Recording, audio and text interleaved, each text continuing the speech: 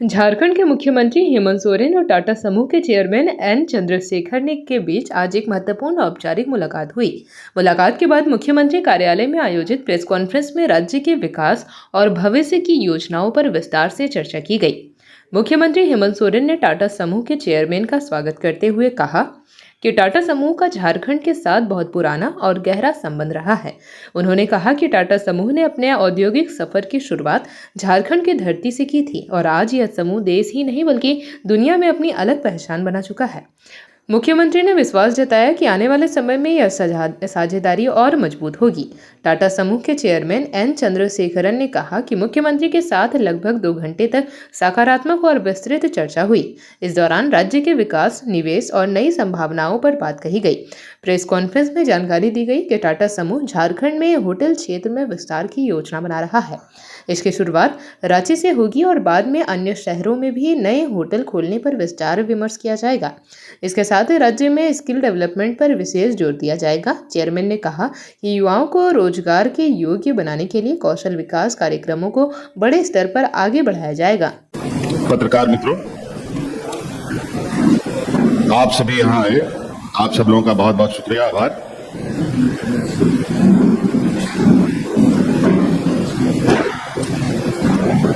चूंकि आप इतने सारे लोग यहाँ मौजूद हो चुके हैं, तो आप लोगों की नजरों से बचना भी बड़ा मुश्किल है। सो आप लोगों के लिए या आप लोगों के बीच खड़ा होना भी हम लोग का एक जिम्मेवारी भी है। जैसे कि आप सब देख रहे हैं कि आज हम लोग के बीच में टाटा समूह के चेयरमैन साहब यहाँ आए हैं और ये एक चूंकि पहली बार नहीं, कई बार इनका आना जाना रहा है झारखंड में। आज चूंकि हम लोग थोड़ा एक औपचारिक मुलाकात पर बैठे थे, आप लोग भी आए और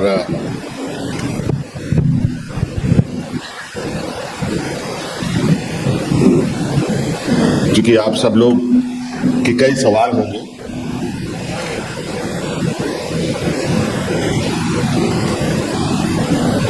लेकिन इनको संक्षिप्त करते हुए मैं यही कहना चाहूंगा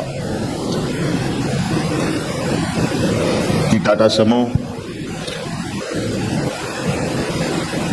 झारखंड के साथ साथ पूरे ग्लोबल लेवल में एक अपनी अलग स्थान रखता है। कई सारे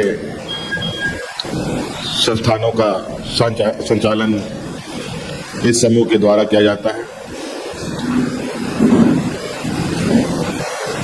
इस बाबत आप लोग के कई सवाल होंगे, लेकिन चूंकि हम लोग जानते हैं कि टाटा समूह झारखंड का वो हिस्सा, झारखंड प्रदेश का वो हिस्सा है जहां से इस समूह ने अपने सफर की शुरुआत की और वो सफर निरंतर अभी आगे बढ़ रहा है।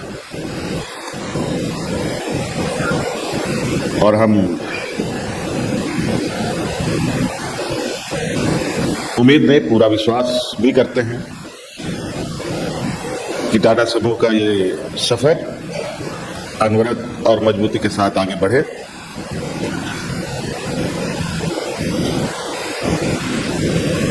आज एक औपचारिक मुलाकात है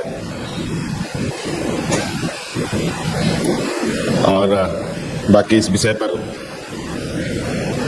समूह के चेयरमैन खुद ही अपनी बातों को पहले इंग्लिश में बोलता हूँ, फिर बाद में थोड़ा good afternoon to all of you. Such a great pleasure to meet